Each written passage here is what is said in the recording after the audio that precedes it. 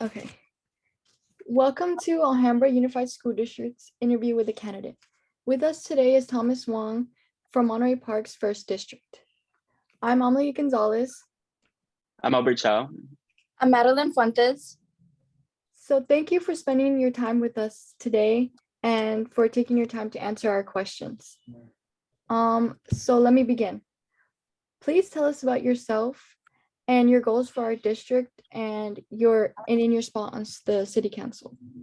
Yeah, well, thanks for having me first. Appreciate the opportunity to talk to and introduce myself to some of the students here in Monterey Park and Alhambra.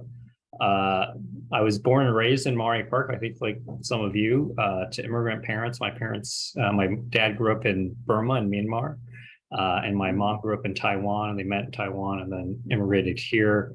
Settled in the San Gabriel Valley, settled here in Monterey Park in the Highlands neighborhood, where I currently live, just a few minutes walk away from my parents, which is good and bad. But proud to be born and raised here in Monterey Park. Went to St. Stephen's on Garvey, which unfortunately I just heard closed down the school. But swam manta rays, went to the library, Burgermeyer Library after school, and did Chinese school here in Monterey Park too. Very, very much rooted and born and raised by this community here. The last 10 years, I've actually served as our city's elected representative to the water district, the San Gabriel Valley Municipal Water District. First elected in 2012, and have brought resources and investments in our infrastructure to the city and to Alhambra, both Alhambra and Monterey Park, over the years, including during the pandemic, making millions of dollars of infrastructure financing available for the cities, including here in Monterey Park, $4 million to assist with the city's build out of new water treatment facilities, and $500,000 in assistance to the cities that we serve to help people, especially early on in the pandemic when there was a lot of economic uncertainty and still unclear how and if the state and federal government would come in to support communities. We made $500,000 available for the cities to help forgive water bills, people who lost their jobs or were furloughed, didn't have paychecks coming in, and businesses that had to shut down, who couldn't afford their water bills, made that assistance available. So proud to have brought resources like that to the city. Before that, served as an environmental commissioner in Monterey Park, addressing and helping to educate the community around environmental issues like our polluted groundwater basin, and a whole host of other issues that our community suffers from in terms of air pollution and other toxic wastes in our community as well. And did my undergraduate degree at UCLA in economics, and did my grad school, my public administration degree, in my master's in public administration at USC.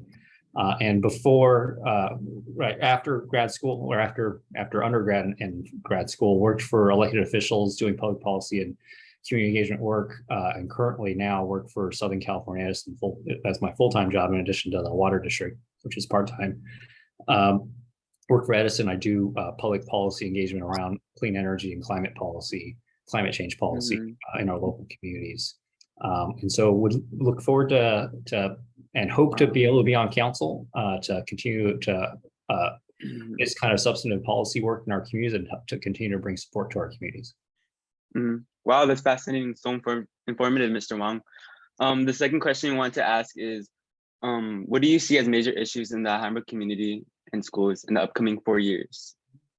Lots of issues, right? One, like school districts and schools, as you know, as students are still, there's still pandemic impacts to being in school, and people adjusting, and families as well adjusting to what work looks like now in this weird pandemic hybrid workplace. And I think we're still adjusting, and a lot of those adjustments too require funding. Other issues, in terms of how we integrate virtual learning and other opportunities for students and teachers to gain those skills to do that effectively going forward.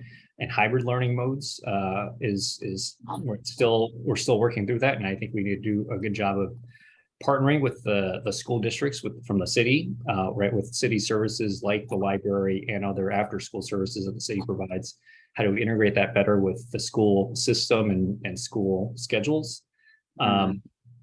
And there are a whole host of other issues in terms of where the schools and school districts and students intersect with city policy, right? Among them, sustainability and climate policy that are going to impact all of our communities. How do we implement that and live that out in our schools? And how do we do a better job of combining our efforts, right? And leveraging each other from a district perspective in all the school facilities, and educating students and families and teachers around some of those issues, and kind of personal decisions we can make to address those, but also structural changes we need to make for our society to address the climate crisis and climate change.